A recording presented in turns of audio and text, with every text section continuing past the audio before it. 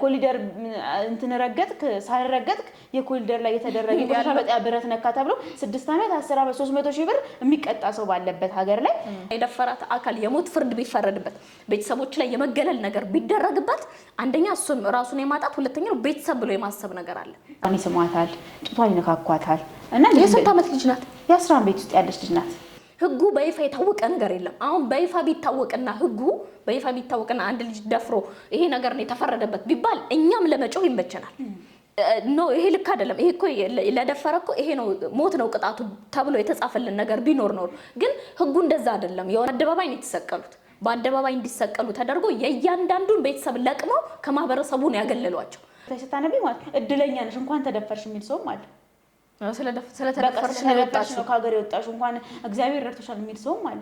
እና ምን አይነት አለል አንዳንዴ ከደፋሪው በላይ ተጽዕኖ የሚያሳድርብሽ ማህበረሰቡ ነው። ገላይ ግዑዝ ነገር ገጭቶ የሰውዬ 6 ዓመት ከተፈረደበት እና የኔን ልጅ ደግሞ ደፍሮ 12 ዓመት ከተፈረደበት አንቺ እኔ ላደርግ የምችለው ነው መነግርሽ። እኔ ልጄ ተደፍራብኝ 12 ዓመት እንዲፈርድልኝ ወደ ህግ ከመሄድ ይልቅ ያን ሰው ሄጂ ብበቀለው እኔ ብገለው ይቀለኛል። ትክክለኛ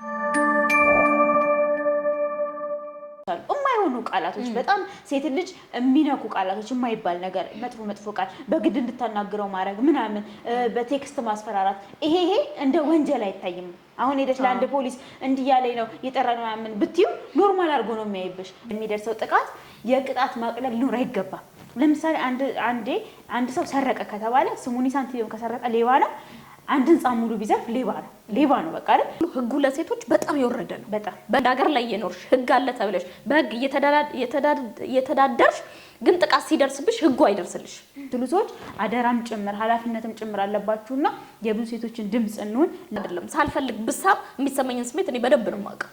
ህጉ አንፃር ደግሞ ህጉ መቀየር ይችላል። ህጉ ከላይ ተጽፎ የተሰጠን ነገር አይደለም፣ ማስተካከል የሚቻልበት ነገር ነው።